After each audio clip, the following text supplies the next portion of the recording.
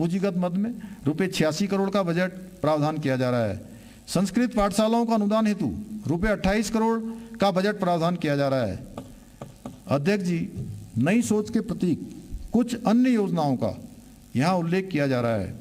शहरी क्षेत्र में पैदल मार्ग अवसंरचना के अंतर्गत रुपये 10 करोड़, नगर निकायों को स्मार्ट सिटी के रूप में विकसित करने हेतु रुपये 30 करोड़, राज्य डाटा सेंटर सुदृढ़ीकरण के लिए समग्र रूप से रुपये 65 करोड़, विज्ञान धाम के अंतर्गत लगभग रुपये 6 करोड़ 95 लाख, इमर्जिंग टेक्नोलॉजी एवं AI COE के क्रियान्वयन हेतु लगभग रुपये 10 करोड़ 50 लाख, साइबर सिक्योरिटी के क्रियान्वयन हेतु रुपये 15 करोड़, पैक्स के कंप्यूटरीकरण हेतु लगभग रुपये 5 करोड़ 67 लाख, जनपदों में केंद्रीकृत रिकॉर्ड रूम के अंतर्गत रुपये 10 करोड़, सूचना प्रौद्योगिकी अवसंरचना के अंतर्गत लगभग रुपये 47 crore 50 lakh, uniform civil code के अंतर्गत रुपये 5 करोड़, संशोधित IPC CRPC एवं साक्ष्य अधिनियम हेतु प्रशिक्षण के अंतर्गत रुपये 5 करोड़, विधि विज्ञान प्रयोगशालाओं के अंतर्गत रुपये 6 करोड़ 71 लाख, संघ लोक सेवा आयोग एवं उत्तराखंड राज्य लोक सेवा आयोग की मुख्य परीक्षाओं की कोचिंग हेतु मेधावी छात्र एवं छात्राओं को विशेष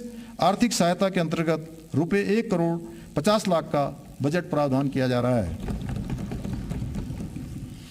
अध्यक्ष जी, ऐसे अनेक और प्रावधान इस बजट में हैं। ये प्रावधान एक अवसरयुक्त परिवेश के घोतक हैं। प्रसिद्ध कवि श्री शिव मंगल सिंह सुमन जी की पंक्तियों के साथ युवाओं को इन नए अवसरों का लाभ लेने का आह्वान कर रहा हूँ। गति प्रबल पैरों में भरी, फिर क्यों रहूं दर दर खड़ा, जब आज मेरे सामने है रास्ता इतना पड़ा, जब तक न मंजिल पा सकूं तब तक मुझे न विराम है, चलना हमारा काम है, चलना हमारा काम है। अध्यक्ष जी, हमारा यह विश्वास है कि राज्य को परम वैभव की प्राप्ति हेतु संस्कृत के संवर्धन को प्राथमिकता में रखना उत्तराखंड के गौरव कवि सुमित्रानंदन पंत जी की पंक्तियों का स्मरण कर रहा हूँ। प्रखर बुद्धि से भले सभ्यता हो नवनिर्मित, संस्कृति के निर्माण के लिए हृदय चाहिए। हमारा मानना है विकसित उत्तराखंड अपनी पहचान, अपनी भाषा, लोक कला, संस्कृति और अध्यात्म की नवाचारी प्रस्तुति से भी बनाएं। लोक संस्कृति, लोक संगीत, लोक नृत्य और लोक कथाएं हमारी विशिष्टता है। इन परंपराओं को सिर्फ मंच पर नहीं बल्कि डिजिटल माध्यमों एवं नवाचारी कार्यक्रमों वाली पहलों के जरिए अगली पीढ़ी से जोड़ने के लिए हमारी सरकार प्रयत्नशील है। इस हेतु रिकॉर्डिंग, डॉक्यूमेंटेशन और डिजिटल आर्काइव जैसे नवाचारी माध्यमों के प्रयोग की कार्रवाई गतिमान है। अध्यक्ष जी, सम्मानित सदन को अवगत कराना है कि इस बजट में संस्कृति विभाग के अंतर्गत पांडुलिपियों के डिजिटलीकरण के लिए बजट प्रावधान किया गया है। इस नवाचारी सोच के क्रम में आज प्रत्येक जनपद में एक संस्कृत ग्राम की स्थापना हो चुकी है। इस बजट में संस्कृत ग्राम के संचालन हेतु रुपये 1 करोड़ का बजट प्रावधान किया जा रहा है। भाषा विभाग उत्तराखंड की लोक भाषाओं, बोलियों जैसे गढ़वाली, कुमाऊनी, जौनसारी एवं अन्य लुप्त प्राय बोलियों को संरक्षित करने, राष्ट्रीय अंतर्राष्ट्रीय स्तर पर प्रचार प्रसार, बहुविषयी बनाने के साथ साथ विज्ञान और शिक्षा के साथ जोड़ने के उद्देश्य से भारत सरकार की योजना भाषणी एवं आर्टिफिशियल इंटेलिजेंस जैसी तकनीक नवाचार की कार्य योजना पर विषय विशेषज्ञों एवं भाषाविदों के साथ कार्रवाई कर रहा है। अध्यक्ष जी, मानव वन्य जीव संघर्ष प्रदेशवासियों के लिए एक चुनौती के रूप में उभर रहा है। इस संबंध में प्रभावितों को राहत पहुंचाने के दृष्टिगत हमने मानव वन्य जीव संघर्ष में मृत्यु होने पर मृतक परिवार को दी जाने वाली धनराशि को 6 लाख रुपए से बढ़ाकर 10 लाख रुपए किया है। एक अभिनव पहल के अंतर्गत हमने कैंपा निधि के अंतर्गत पौड़ी गढ़वाल, टिहरी, उत्तरकाशी, चमोली, देहरादून, उधम सिंह नगर एवं बागेश्वर में प्रति ट्रांजिट सेंटर 2 करोड़ के संभावित व्यय के आधार पर 14 करोड़ की धनराशि का प्रावधान कर रहे हैं। इसके अतिरिक्त एनिमल रेस्क्यू सेंटर के संचालन हेतु 5 करोड़ की धनराशि भी कैंपा निधि के अंतर्गत प्रावधानित की गई है। वन विभाग के अंतर्गत समग्र रूप से पूंजीगत मद में रुपये 131 करोड़ 68 लाख का बजट प्रावधान किया जा रहा है। अध्यक्ष जी, अब मैं संतुलन के चौथे अल्फाबेट यानी टी अर्थात तीव्र विकास के लिए सरकार द्वारा किए जा रहे प्रयासों की ओर आपका ध्यान आकृष्ट करना चाहता हूं। हमारी सरकार ने अवस्थापना विकास को प्राथमिकता दी है। हमारा यह विश्वास है कि किसी भी राज्य के विकास की रीढ़ उसकी अवसंरचना होती है। तीव्र विकास के लिए हमारा यह संकल्प है कि प्रदेश की सड़क, ऊर्जा तथा आधुनिक अवसंरचना को नई गति और नई दिशा दी जाए। अध्यक्ष जी, हमने पूंजीगत व्यय में वृद्धि कर अवसंरचना में निवेश बढ़ाया है, जो आने वाले वर्षों में सतत विकास की नींव को और मजबूत करेगा। इसी का परिणाम है कि वर्ष 2019-20 में यह आंकड़ा लगभग 5,000 करोड़ था, जो पिछले 2 वित्तीय वर्षों में लगभग 11,000 करोड़ हो गया। इस वर्ष भी हम पूर्व वर्षों की तुलना में अधिक पूंजीगत व्यय करने की दिशा में आगे बढ़ रहे हैं। जहां सड़क पहुंचती है वहां अवसर पहुंचते हैं, वहां भविष्य पहुंचता है। पहाड़ों में सुरंगों, पुलों और आधुनिक ढांचे के साथ साथ आज हमारा राज्य दूर दराज के इलाकों को विकास की मुख्य धारा से जोड़ रहा है।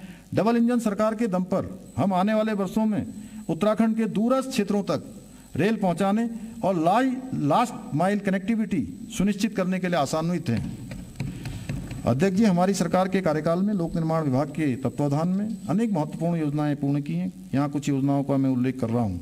कोटद्वार के अंतर्गत चिल्लरखाल सिगड्डी कोटद्वार पाखरो मोटर मार्ग 1 से 12 किलोमीटर का सुदृढ़ीकरण पूर्ण किया गया है। इस योजना के पूर्ण होने से सिगड्डी से किशनपुर, झंडीचौड़, हल्दूखाता, मोटा ढांग, दुर्गापुरी, नींबू चौड़ एवं कोटद्वार की लगभग 80,000 की आबादी को सुरक्षित एवं सुगम यातायात की सुविधा प्राप्त हो रही है। मोटा ढांग के निकट मालनी नदी पर 325 मीटर सेतु और खो नदी पर सुरक्षात्मक कार्य भी संपन्न हो चुके हैं। सेतु के पुनर्निर्माण और सुरक्षात्मक कार्य पूर्ण होने से स्थानीय निवासियों तथा सिद्धबल्ली मंदिर को आने जाने वाले श्रद्धालुओं को सुरक्षित यातायात का लाभ प्राप्त हो रहा है। चमोली में जुम्मा से द्रोणागिरी तक 16 किलोमीटर मार्ग और सेतु का निर्माण पूर्ण किया गया है। पोखरी कर्णप्रयाग मार्ग का सुधारीकरण पूरा किया गया है, जो चारधाम यात्रा का वैकल्पिक मार्ग है। मार्ग एवं सेतु निर्माण कार्य पूरा होने से दूरस्थ पर्वतीय एवं सीमांत जनजातीय क्षेत्र को सुगम आवागमन की सुविधा प्राप्त हुई है। भवाली बाईपास पार्ट 1 में सिपरा नदी पर 30 मीटर लंबे सेतु का निर्माण कार्य पूरा हो चुका है, जो कैंची धाम में लगने वाले जाम से मुक्ति दिलाएगा। मंच तामली मार्ग, धूनाघाट, रीठा, तलाड़ी मार्ग के सुधारीकरण कार्य पूर्ण हो चुके हैं। रानीबाग, भीमताल, पंचेश्वर मार्ग का सुधारीकरण कार्य पूर्ण हुआ। सितारगंज में शक्ति फार्म, पड़ा गांव और नकुलिया मार्गों का सुधारीकरण पूर्ण कर लिया गया है। लोक निर्माण विभाग के तत्वाधान में अनेक महत्वपूर्ण परियोजनाएं गतिमान हैं। इस क्रम में ऋषिकेश में लक्ष्मण झूला के पास 132.30 मीटर लंबे बजरंग सेतु, अल्मोड़ा में NH 109 से नए कलेक्ट्रेट और मेडिकल कॉलेज तक मार्ग का चौड़ीकरण, बाजपुर में जैतपुर धनोरी मार्ग का सुधारीकरण और उधम सिंह नगर में नगला किच्छा मार्ग को 4 लेन में बदलने का कार्य, गदरपुर दिनेशपुर हल्द्वानी मार्ग का निर्माण, चमोली में नंदप्रयाग नंदानगर मार्ग और थराली देवाल बाढ़ मार्ग का सुधारीकरण कार्य उल्लेखनीय है। बेताल घाट नैनीताल में दूनीखाल से रातीघाट मार्ग पर कटान का कार्य पूर्ण हो चुका है। दीवारों कलमट का कार्य प्रगति पर है। पौड़ी गढ़वाल के यमकेश्वर में गंगा नदी पर 150 मीटर लंबे सिंगटाली सेतु का बहुप्रतीक्षित पुल के निर्माण की प्रक्रिया भी गतिमान है।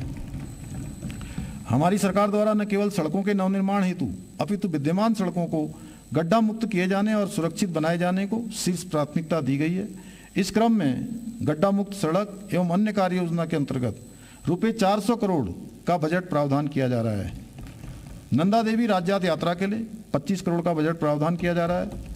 लोक निर्माण विभाग के अंतर्गत समग्र रूप से पूंजीगत मद में लगभग रुपये 2,501 करोड़ 91 लाख का बजट प्रावधान किया जा रहा है। गांव की कनेक्टिविटी के लिए PMGSY योजना अत्यंत महत्वपूर्ण है। PMGSY योजना के अंतर्गत पूंजीगत मद में रुपये 1,050 करोड़ का बजट प्रावधान किया जा रहा है। भौगोलिक परिस्थितियों के कारण हमने एयर कनेक्टिविटी को प्राथमिकता दी है। Uttarakhand civil aviation development authority के तत्वाधान में हवाई मार्ग यातायात आवागमन को सुगम बनाने के लिए हम सतत प्रयत्नशील हैं। इस क्रम में सहसधारा, श्रीनगर, गौचर, चिन्यालीसौड़, हल्द्वानी, अल्मोड़ा, पिथौरागढ़ तथा मुंशियारी में हेलीपोर्ट का संचालन एवं विकास किया गया है। इसके अतिरिक्त त्रिगुणी नारायण मंदिर, मसूरी, रामनगर, बागेश्वर एवं हरिद्वार में हेलीपोर्ट निर्माण किए जाने की कार्रवाई गतिमान है। पंतनगर एयरपोर्ट को अंतर्राष्ट्रीय हवाई अड्डे के रूप में विकसित किए जाने के क्रम में 524 एकड़ भूमि एयरपोर्ट अथॉरिटी ऑफ इंडिया को हस्तांतरित की जा चुकी है। पिथौरागढ़ हवाई अड्डे के सुदृढ़ीकरण का कार्य किया गया है। यह अनुकूल उपयोग में ले जाने हेतु एयरपोर्ट अथॉरिटी ऑफ इंडिया को हस्तांतरित कर दिया गया है। गौचर एवं चिन्यालीसौड़ हवाई पट्टियों को भारतीय वायुसेना को हस्तांतरित किए जाने हेतु माननीय मंत्रिमंडल द्वारा सहमति दे दी गई है। केदारनाथ शटल सेवा को सुदृढ़ एवं सुरक्षित बनाए जाने के अतिरिक्त गौचर बद्रीनाथ शटल सेवा को भी आगामी चारधाम यात्रा में आरंभ किए जाने की कार्रवाई गतिमान है। संचालित फिक्स्ड विंग रूटों के अंतर्गत देहरादून, पंतनगर और पिथौरागढ़ से हवाई कनेक्टिविटी के विस्तार पर कार्य किया जा रहा है। नागरिक उड्डयन विभाग के अंतर्गत समग्र रूप से पूंजीगत मद में लगभग रुपये 52 करोड़ 50 लाख का बजट प्रावधान किया जा रहा है। अध्यक्ष जी, हमारी सरकार ने निवेशकों के लिए अनुकूल वातावरण बनाया है ताकि उद्योग लगें और युवाओं के लिए नए रोजगार के अवसर पैदा हों। सरल नियम, सिंगल विंडो क्लियरेंस और पारदर्शी नीति के जरिए हमने उद्यमियों का विश्वास बढ़ाया है। अध्यक्ष जी, उत्तराखंड ने हरित ऊर्जा के क्षेत्र में अग्रणी कदम उठाए हैं। सौर ऊर्जा, जल विद्युत ऊर्जा का उत्पादन बढ़ाने के लिए गंभीरता से कार्य किया जा रहा है। हिमालय पारिस्थितिकी को सुरक्षित रखते हुए विकास करना हमारी प्राथमिकता है। यूजेवीएनएल के तत्वाधान में विगत 4 वर्षों में अनेक महत्वपूर्ण परियोजनाएं पूर्ण की गई हैं। यहाँ कुछ योजनाओं का मैं उल्लेख कर रहा हूँ। 120 मेगावाट की ब्यासी जल विद्युत परियोजना, 15 मेगावाट की मध्य महेश्वर परियोजना, 5 मेगावाट की सुरिनगाड़ परियोजना, 4.5 मेगावाट की कालीगंगा द्वितीय, 90 मेगावाट की तिलोत परियोजना का रिनोवेशन एंड मॉडर्नाइजेशन, 51 मेगावाट की ढालीपुर परियोजनाओं का रिनोवेशन एवं मॉडर्नाइजेशन। इन योजनाओं के पूर्ण होने से संबंधित परियोजना क्षेत्रों में विद्युत आपूर्ति में सुधार हुआ है। इसके अतिरिक्त स्थानीय निवासियों को प्रत्यक्ष और अप्रत्यक्ष रूप से रोजगार प्राप्त हुआ है। जल विद्युत उत्पादन के क्षेत्र में SJVN द्वारा 60 मेगावाट की नेटवर्क मोरी, THDC इंडिया लिमिटेड द्वारा 750 मेगावाट की टेहरी पंप स्टोरेज प्लांट भी इसी अवधि में पूरी हुई है। इन योजनाओं के पूर्ण होने से स्थानीय निवासियों को प्रत्यक्ष और अप्रत्यक्ष रूप से रोजगार प्राप्त हुआ है तथा SJVN द्वारा विकसित 60 मेगावाट परियोजना के सापेक्ष 12% निःशुल्क विद्युत राज्य को प्राप्त हो रही है। अध्यक्ष जी, उरेडा के तत्वाधान में स्वरोजगार और उद्यमिता विकास के दृष्टिगत 250 मेगावाट के लक्ष्य के साथ मुख्यमंत्री सौर स्वरोजगार योजना चलाई गई है। इससे लगभग 3500 से अधिक लोगों को प्रत्यक्ष एवं अप्रत्यक्ष रूप से रोजगार प्राप्त हो रहा है तथा स्थानीय सामाजिक आर्थिक परिदृश्य में सुधार हो रहा है। अब तक कुल 137 मेगावाट क्षमता की 746 परियोजनाएं स्थापित की जा चुकी हैं। मार्च 2020 की स्थिति के अनुसार राज्य में 327 मेगावाट और सौर ऊर्जा की स्थापना की गई थी, जो कि वर्तमान में कुल 1027 मेगावाट हो गई है। विगत वर्षों में 700 मेगावाट से अधिक क्षमता के सौर ऊर्जा की स्थापना की जा चुकी है। पिटकुल के तत्वाधान में विगत 4 वर्षों में पूर्ण की गई लाइनों के विवरण का भी मैं यहाँ उल्लेख कर रहा हूँ। 132 किलो वोल्ट की पदार्था से चिला पारेषण लाइन, 220 किलो वोल्ट की जाफरपुर TSS रुद्रपुर रेलवे पारेषण लाइन, 132 किलो वाट की लक्सर कैवेंडिस लाइन, 132 किलो वाट की double circuit Kashipur Bajpur line द्वितीय सर्किट लाइन, 220 किलो वोल्ट की बरम जोलजीबी पारेषण लाइन तथा 132 किलो वोल्ट की बिंदाल पुरकुल लाइन है। अध्यक्ष जी, यह भी अवगत कराना है कि आगामी वित्तीय वर्ष में पिटकुल के तत्वाधान में अनेक महत्वपूर्ण परियोजनाएं पूर्ण होने की दिशा में अग्रसर हैं। मैं यहाँ कुछ योजनाओं का उल्लेख कर रहा हूँ। 220 किलो वोल्ट की GSI उपस्थापना सेलाकोई देहरादून, सेलाकोई उप संस्थान पर 220 किलो वोल्ट की खोदरी झाझरा लीलो लाइन, 132 किलो वोल्ट की GIS उप संस्थान आराघर, आराघर उप संस्थान पर 132 किलो वोल्ट माजरा लाल तप्पड़ लीलो लाइन, 132 किलो वोल्ट GIS उप संस्थान धौलाखेड़ा, धौलाखेड़ा उप संस्थान पर 132 किलो वोल्ट काठगोदाम रुद्रपुर लीलो लाइन, 132 किलो वोल्ट उप संस्थान खटीमा, खटीमा उप संस्थान में 132 किलो वोल्ट खटीमा सितरगंज लीलो लाइन। अध्यक्ष जी, ऊर्जा विभाग के अंतर्गत समग्र रूप से पूंजीगत मद में रुपये 1609 करोड़ 43 लाख का बजट प्रावधान किया जा रहा है। अध्यक्ष जी, हमारी सरकार द्वारा प्रदेश के आधारभूत ढांचे के विकास को तेजी से आगे बढ़ाना, PPP परियोजनाओं को विकसित करने हेतु वर्ष 2023 में उत्तराखंड निवेश और आधारिक संरचना विकास बोर्ड UIIDB का गठन किया है। UIIDB द्वारा क्रियान्वित योजनाओं के माध्यम से शहरी जल निकास निकासी को बेहतर सुविधाएं, पर्यटकों के लिए उच्च आधारभूत सुविधाएं, सुरक्षित व व्यवस्थित यातायात तथा स्थानीय लोगों के लिए रोजगार के अधिक अवसर प्रशस्त होंगे। UIIDB द्वारा अपनी स्थापना से आतिथ्य तक अनेक महत्वपूर्ण योजनाओं तथा यथा गढ़वाल मंडल में हरिद्वार गंगा कॉरिडोर एवं ऋषिकेश गंगा कॉरिडोर आरंभ की गई है और कुमाऊं मंडल में Sharda river front master plan परियोजना क्रियान्वित की जा रही है। हरिद्वार गंगा कॉरिडोर के अंतर्गत रोडी बेलवाला एडमिन रोड निर्माण, सतीकुंड पुनर्विकास एवं हरकी पैड़ी पुनरुज्जीवन योजना, ऋषिकेश गंगा कॉरिडोर के अंतर्गत त्रिवेणी घाट का विकास, चंद्रभागा पैदल पुल का निर्माण योजना तथा शारदा रिवर फ्रंट परियोजना के अंतर्गत शारदा घाट पुनर्विकास परियोजना, किरोड़ा नाला योजना व सिटी ड्रेनेज योजना क्रियान्वित की जा रही है। ऋषिकेश के रिवर राफ्टिंग साहसिक पर्यटन को वैश्विक स्तर का बनाने के लिए iconic city Rishikesh rafting base station योजना का क्रियान्वयन किया जा रहा है।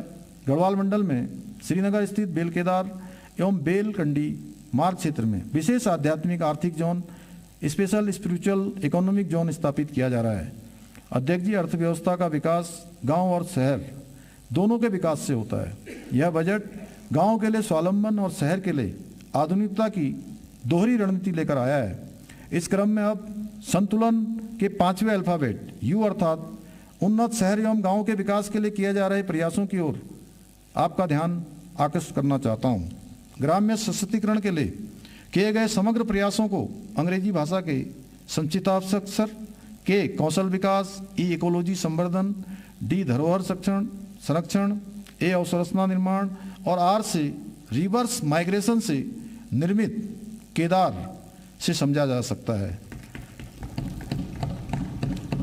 इस प्रकार निर्मित परिवेश से गांव में आर्थिकी का विस्तार हो रहा है, लोग अपनी जड़ों से जुड़ रहे हैं और यह परिवर्तन ग्राम्य जीवन में एक नए परिवेश, मंगलकारी एम, अवसरयुक्त ए, नवोन्मेषी एन, आध्यात्मिक ए और सांस्कृतिक गतिविधियों एस अर्थात मानस के लिए सशक्त प्रेरणा है। हमारा विश्वास है गांव मजबूत, उत्तराखंड मजबूत।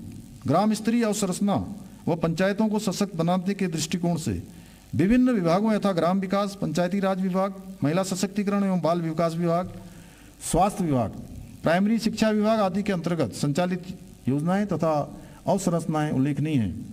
कनेक्टेड विलेज कनेक्टेड मार्केट की अवधारणा के तहत राज्य के दूरस्थ और सीमांत गांवों में सड़क, बिजली, पानी, स्वास्थ्य, शिक्षा एवं डिजिटल भुगतान आदि सुविधाओं को प्राथमिकता दी जा रही है ताकि पलायन पर रोक लगे और गांवों में भी सम्मानजनक जीवन के अवसर उपलब्ध हों। ग्रामीण आजीविका मिशन, आजीविका सहकारी समितियां, दुग्ध सहकारी संघ, इन सबको एक मजबूत श्रृंखला के तहत जोड़ा जा रहा है। उद्यान, दुग्ध, पशुपालन, डेयरी, मधुपक्षी पालन, मत्स्य पालन, रेशम विकास आदि के सुव्यवस्थित विस्तार के साथ हमारे गांव अब रोजगार सृजन के केंद्र बन रहे हैं। स्वयं सहायता समूहों, दुग्ध समितियों, महिला समूहों और किसान उत्पादक संगठनों के माध्यम से ग्राम स्तर पर लघु उद्योग, पैकेजिंग, मूल्य संवर्धन और स्थानीय रोजगार के अवसर बढ़ाए जा रहे हैं। वाइब्रेंट विलेज प्रोग्राम के अंतर्गत 51 सीमांत गांवों का सर्वांगीण विकास किया जा रहा है। इस बजट में वाइब्रेंट विलेज प्रोग्राम हेतु रुपये 40 करोड़ का प्रावधान किया जा रहा है।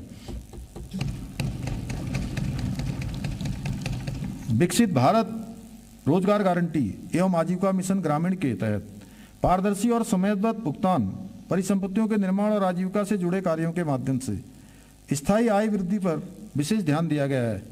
यहाँ अधिकार दया पर नहीं, गारंटी और सम्मान के साथ दिया जा रहा है। इस बजट में पीवीजी राम जी हेतु समग्र रूप से लगभग रुपये 705 करोड़ रुपये 25 लाख का बजट प्रावधान किया जा रहा है। अध्यक्ष जी, जल, जंगल और जमीन केवल संसाधन नहीं अपितु उत्तराखंड की जीवन रेखा है। इस बजट में हमने पेयजल, सिंचाई, स्रोत संरक्षण, भूल जल पुनर्भरण, वाटर सेट के विकास के संकल्प के साथ योजनाओं के लिए पर्याप्त प्रावधान किया है। ग्रामीण विकास के अंतर्गत समग्र रूप से पूंजीगत मद में रुपये 642 करोड़ 20 लाख का बजट प्रावधान किया जा रहा है। अध्यक्ष जी, शहरी विकास किसी भी राज्य की प्रगति का महत्वपूर्ण आधार है। इसलिए सुव्यवस्थित योजना प्रबंधन की आवश्यकता को ध्यान में रखते हुए जनता को बेहतर बुनियादी सुविधाएं, पेयजल, स्वच्छता, स्मार्ट मोबिलिटी और आवास जैसी सेवाएं उपलब्ध कराना हमारी प्राथमिकता है। शहरों में ट्रैफिक जाम की समस्या के समाधान के लिए हमने सुनियोजित तरीके से संपूर्ण राज्य में विभिन्न स्थानों पर 196 पार्किंग स्थलों का चयन किया है, जिसमें सरफेस पार्किंग की 66, मल्टी लेवल कार पार्किंग की 112, ऑटोमेटेड कार पार्किंग की 9 तथा टनल पार्किंग हेतु 9 स्थान चिन्हित किए गए हैं। 196 स्थानों में से 150 परियोजनाओं को डीपीआर उनकी तैयार कर ली गई है, जिसमें लगभग 618 करोड़ की 114 परियोजनाओं का कार्य प्रारंभ किया जा चुका है। विकास प्राधिकरण द्वारा स्वयं के वित्तीय संसाधनों से लगभग 296 करोड़ की 11 परियोजनाओं का कार्य किया जा रहा है। इस बजट में आवास विभाग के अंतर्गत अवस्थापना सुविधाओं के लिए विकास हेतु रुपये 130 करोड़ का बजट प्रावधान किया जा रहा है। राज्य में अमृत मिशन के तहत बुनियादी शहरी सेवाएं जैसे सड़कें, जल आपूर्ति और सार्वजनिक सुविधाओं का विस्तार किया जा रहा है। हमारे द्वारा शहरों में एफोर्डेबल हाउसिंग, स्वच्छ जल, सार्वजनिक परिवहन, वेस्ट मैनेजमेंट, हरित क्षेत्र और डिजिटल सेवाओं का विस्तार किया जा रहा है। राज्य पोषित योजना के अंतर्गत चारधाम मार्ग में बाड़ाहाट उत्तरकाशी, आदि कैलाश मार्ग में पिथौरागढ़ तथा ग्रीष्मकालीन राजधानी गैरसैंण 3 नगर निकायों को स्मार्ट सिटी के रूप में विकसित किया जा रहा है। स्वच्छ भारत मिशन फेज 2 के अंतर्गत पौड़ी, सतपुली, चिन्यालीसौड़, बड़कोट, पुरोला, घनश्याली, चमियाला, धारचूला, जसपुर, पिथौरागढ़ की डीपीआर तैयार की गई है। प्रधानमंत्री आवास योजना 2.0 शहरी के अंतर्गत 2355 बीएलसी आवासों का निर्माण कराया जा रहा है। आगामी वर्ष हेतु 4000 आवास प्रस्तावित हैं। नगरीय क्षेत्रों में समुचित पेयजल और स्वच्छता व्यवस्थाओं के विकास हेतु राज्य के देहरादून, विकासनगर, हल्द्वानी, कोटद्वार, चंपावत, टनकपुर, किच्छा नगरों में एडीबी पोषित 3 भिन्न परियोजनाओं के माध्यम से पेयजल आपूर्ति और वितरण प्रणाली, सीवरेज विकास, ड्रेनेज तथा सड़क निर्माण इत्यादि कार्य प्रगति पर हैं। इन 3 योजनाओं के लिए पूंजीगत मद में रुपये 652 करोड़ का बजट प्रावधान किया जा रहा है। नगरीय अवस्थापना के सुदृढ़ीकरण हेतु रुपये 60 करोड़ का प्रावधान किया जा रहा है। आवास विभाग के अंतर्गत समग्र रूप से पूंजीगत मद में रुपये 291 करोड़ का बजट प्रावधान किया जा रहा है। सरयू एवं अन्य रिवर्ट फ्रंट परियोजनाओं के विकास हेतु रुपये 10 करोड़ का बजट प्रावधान किया जा रहा है। शहरी विकास विभाग के अंतर्गत समग्र रूप से पूंजीगत मद में रुपये 1401 करोड़ 85 लाख का बजट प्रावधान किया जा रहा है। अध्यक्ष जी, 16वें केंद्रीय वित्त आयोग एवं राज्य वित्त आयोग की संस्तुतियों के क्रम में हम इस बजट में शहरी निकाय हेतु समग्र रूप से रुपये 1014 करोड़ एवं पंचायती राज संस्थाओं हेतु रुपये 1491 करोड़ का बजट प्रावधान कर रहे हैं। अध्यक्ष जी, जनहित, जन सहभागिता और सुशासन हमारी कार्यनीति है। हम मानते हैं कि नीतियां कागज पर नहीं, लोगों के जीवन में दिखने वाले बदलाव से परखी जाती हैं। हमारे लिए सिर्फ योजना बनाना पर्याप्त नहीं है, समस्या का वास्तविक समाधान और नागरिक की संतुष्टि सबसे अधिक महत्वपूर्ण है। इस क्रम में मैं अब संतुलन के छठे अल्फाबेट एल अर्थात लोक सहभागिता के लिए किए जा रहे प्रयासों की ओर आपका ध्यान आकृष्ट करना चाहता हूं। सुशासन हमारे लिए सर्वोपरि है। यह बजट सुशासन के मार्ग को आगे बढ़ाता है, जिसमें शासन की नीति और योजना, व्यय, निर्णय का केंद्र बिंदु सामान्य नागरिक, विशेषकर अंतिम पंक्ति में खड़ा व्यक्ति है। हमारा उद्देश्य है कि कोई भी नागरिक अपने अधिकारों से वंचित न रहे। किसी भी योजना का लाभ लेने के लिए उसे दर दर नहीं भटकना पड़े। पहली बार जन जन की सरकार, जन जन के द्वार कार्यक्रम के अंतर्गत सभी जनपदों में न्याय पंचायत स्तर पर कार्यक्रमों का आयोजन किया गया है। इस कार्यक्रम के अंतर्गत 660 से